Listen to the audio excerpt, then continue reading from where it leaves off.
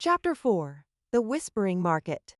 The old sewer entrance beneath Grimm's Bridge had been sealed for decades, but Alara's charcoal sketches revealed the truth.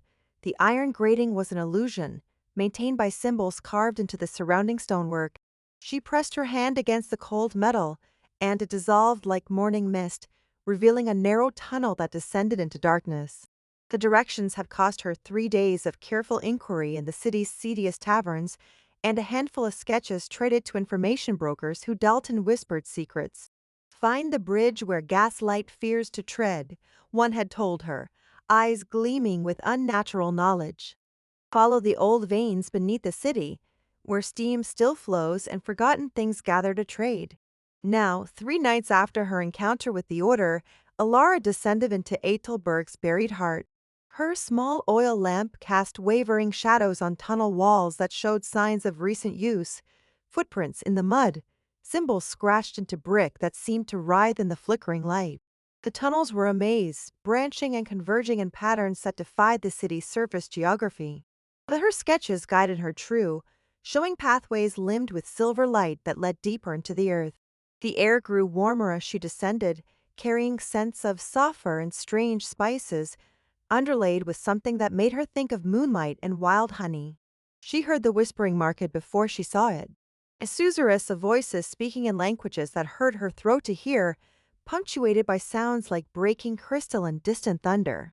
The tunnel opened abruptly into a vast chamber that had once been part of the city's steam distribution system. Massive brass pipes ran along the walls and ceiling, some still carrying heated vapor that created pockets of fog throughout the space. But it was what moved through that fog that made Alara's breath catch. The market was everything the Order had warned her against and everything her artist's soul had hungered to see. Stalls and booths filled the cavern floor, but their architecture followed no earthly principles. Some were built from crystallized light, others from shadows given substance. A vendor with too many joints in her arms sold bottles filled with liquid starlight to a customer whose face was a void between human-shaped shoulders. Two creatures that looked like walking geometric theorems haggled over what appeared to be a caged piece of music. First time in the deep market, love? Alara spun toward the voice, her hand instinctively moving to her sketchbook. The speaker was a woman mostly. Her lower body was that of a spider, 8 legs moving with fluid grace, but her torso was human save for the 4 arms and the fact that her skin held the deep blue-black of midnight sky, complete with stars that twinkled as she moved. "I'm looking for information," Alara said, surprised at how steady her voice sounded. "Aren't we all, dear? But information's expensive here, especially the kind you're after." The Spider-Woman's eyes, all 6 of them, fixed on Alara with uncomfortable intensity. "You're the new forger, aren't you? The one who's got the Order's knickers in such a twist. You know about the Order? Know about them?" The creature laughed, a sound like silver bells in a thunderstorm. "Darling, half the folks here are refugees from their tender mercies. The other half are here to spite them on general principle. Names weaver, I deal in threads. The kind that connect cause to effect, past to future, soul to soul." Alara looked around the market with new eyes. Now she could see the subtle signs, the way certain vendors glanced nervously at the tunnel entrances, the protective wards scratched into booth frames, the general air of people accustomed to hiding. They all escaped from the Order. Escaped, refused, survived? Uyghur gestured with 2 of her arms, while the other 2 continued sorting through what looked like spun moonlight. Anyone with talent who won't bow the knee finds their way here eventually. The question is, what are you looking for? Information about the Order's true purpose? A way to break their contracts? Protection for someone you care about? The last option made Alara's heart skip. You could protect my sister. Depends on the sister, depends on the protection needed. Weaver's expression turned serious. But fair warning, love, nothing here comes free, and some prices are paid in coin. Before Alara could respond, a commotion erupted near the market center. Vendors scattered as something large crashed through a stall selling bottled dreams, sending rainbow fragments skittering across the cavern floor. A voice boomed through the chaos, speaking words that made the air itself shiver. "The forger! The bright new talent! Where is she?" The thing that emerged from the wreckage was barely humanoid, 7 feet tall, with skin like tarnished silver and limbs that bent in directions that hurt to follow. Its face was a collection of mirrors reflecting scenes that had never happened, and when it moved, reality seemed to stutter around it. Collector Thane, Weaver hissed, her spider legs carrying her backward with alarming speed. Girl, you need to run now. But there was nowhere to go. The creature's attention had already locked onto Alara, and when it smiled, its mirror face reflected her worst fears. Clara dying alone, her own talent consumed by forces she couldn't control, the world itself unraveling under the weight of competing powers. Such beautiful potential, Collector Thane said, its voice coming from everywhere at once. Such raw, untrained power. The Order thinks to claim you, but they are fools who see only utility. I see artistry. I see the chance to add something truly magnificent to my collection. It moved toward her with predatory grace, and Alara fumbled for her sketchbook. But before she could draw so much as a line, another voice cut through the chaos, cultured, cold, and terrifyingly familiar. I'm afraid the lady is otherwise engaged. Vuliel stepped from the shadows between two stalls, still wearing his perfect dark suit but now carrying himself with an air of barely leashed violence that made the market's supernatural denizens give him a wide berth. His silver eyes blazed with cold light as he faced the collector. Hound of the Order, Thane sneered. You have no authority here. This is neutral ground.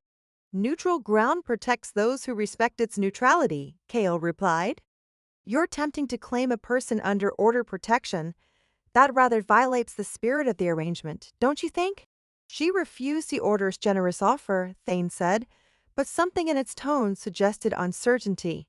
She's unclaimed. Is she? Kale's smile was razor-sharp. Miss Vance, would you care to clarify your status? Alara found herself caught between impossible choices again.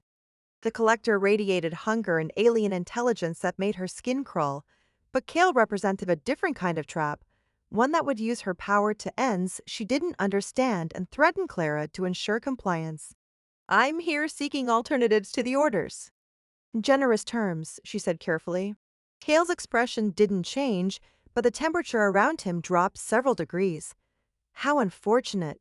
It seems you've misunderstood the nature of our arrangement. What arrangement? Alara shot back. You threatened my sister to force my cooperation. That's not an arrangement. That's extortion. A murmur ran through the watching marketgoers, and Alara realized their conversation had attracted a crowd. The Spider-Woman, Weaver, caught her eye and made a subtle gesture toward one of the tunnel entrances. Such a limited perspective, Kale said, but now he was addressing the crowd as much as her. Miss Vance fails to appreciate the Order's role in maintaining the delicate balance between worlds. Without our guidance, without our control, the distortion would consume everything. Your control. The voice came from a figure Alara hadn't noticed before, tall, wrapped in robes that seemed to be cut from living shadow, with a face hidden behind a mask of polished obsidian. Tell them about your methods, Hound. Tell them how the Order really maintains its precious balance. Kale's composure cracked slightly. Magister Vale, I should have expected to find you in this den of sedition. Someone has to warn the lambs about the wolves, the masked figure replied. Miss Vance, has the Order explained exactly how they've been managing the distortion? Have they told you about the source of their power? Enough, Kale snarled, and suddenly his cultured facade fell away entirely. Power radiated from him in waves that made the air itself tremble. And for a moment, Alara saw something else beneath his human appearance, something wild and ancient and bound by chains of cold iron. He will not interfere with Order business. What are you? Alara whispered, her artist's eye finally seeing past the glamour that had hidden his true nature. Something that should have been left free, Magister Vale said grimly. The Order's great secret, Miss Vance. They don't just police the supernatural, they enslave it. Every agent, every enforcer, every source of their power is a creature bound against its will. Kale's silver eyes blazed with fury and something that looked almost like pain. You know nothing of necessity, nothing of sacrifice. I know slavery when I see it, Vale shot back. And I know the Order didn't just fail to prevent the distortion, they caused it. Every binding they've created, every creature they'd enslaved, has weakened the barriers between worlds. The convergence isn't an accident, Hound. It's the inevitable result of your master's hunger for power. The revelation hit Alara like a physical blow. The distortion, the merging of worlds that the Order claimed to be fighting, was actually their creation. And Kale, whatever he really was as much a victim as a threat. Is it true? She asked, staring at Kale's face as emotions she couldn't identify warred across his features. The truth, he said quietly, is more complicated than these rebels would have you believe. But yes, the Order binds creatures of power to serve human interests. And yes, those bindings have consequences. Around them, the market had grown deadly quiet. Even Collector Thane seemed to have forgotten its original purpose, watching the confrontation with mirrored fascination. Then why serve them? Alara asked. Why help them bind others the way they bound you? Because, Kale said, and for a moment his mask slipped entirely, revealing centuries of rage and despair. I have no choice. None of us do. He raised his hand and symbols blazed to life in the air. Not the same protective wards he'd used against the Glimmer Wraith, but bindings, chains of light that reached toward Ilera with hungry intent. I'm sorry, he said, and she heard genuine regret in his voice. But you will come with me. The alternative is worse for everyone involved. Alara's hand flew to her sketchbook, but before she could draw a single line, Weaver's voice cut through the air. Market law, the Spider-Woman shouted. Violence against the unmarked is forbidden. All who hear bear witness. The effect was immediate. Every vendor, every customer, every strange entity in the cavern turned toward the confrontation. The weight of their collective attention pressed down like a physical force, and Kale's binding spells flickered and died. The girl came here seeking sanctuary, Magister Vale said, stepping forward to stand beside Alara. She has the right to hear all offers before choosing. She's made her choice, Kale said through gritted teeth. She refuses the Order's protection. She scorns the balance we maintain. She deserves to know what she's choosing between, Vale interrupted. Miss Vance, the Order offers you power at the cost of freedom, with threats to those you love as collateral. But there are other options, harder paths perhaps, but ones that don't require you to become another link in their chain of bondage. What kind of options? Help us break the bindings, Vale said simply. Starting with the masked figure pointed at Kale, who went rigid as if he'd been struck. He's not the only one enslaved by the Order, but he's our most powerful enforcer. Free him, and we can begin to undo the damage they've caused. And in return? Protection for your sister, training in your abilities, and the chance to actually stop the distortion instead of just managing it for the Order's benefit. Alara looked at Kale, seeing now the subtle signs she'd missed before, the way he moved like a caged predator, the pain that flickered behind his silver eyes, the careful control that spoke of long practice at containing rage. He was as much a victim as she was, trapped by forces beyond his control. If I help you, she said to Vale, what happens to him? If the binding breaks, Vale tilted his obsidian-masked head. That would be up to him. Freedom is a double-edged gift. Kale's laugh was bitter as winter wind. Freedom. Do you have any idea what I'll do if these chains break? What centuries of slavery have done to my perspective on humanity? I know what slavery does to anyone, Alara said quietly. But I also know that keeping you bound won't stop the Order from finding other ways to control people like me. She opened her sketchbook, her fingers already moving across the page. This time, she didn't draw protective wars or binding circles. Instead, she sketched chains, beautiful, intricate chains made of silver light and shadow, but with one crucial difference. These chains were breaking.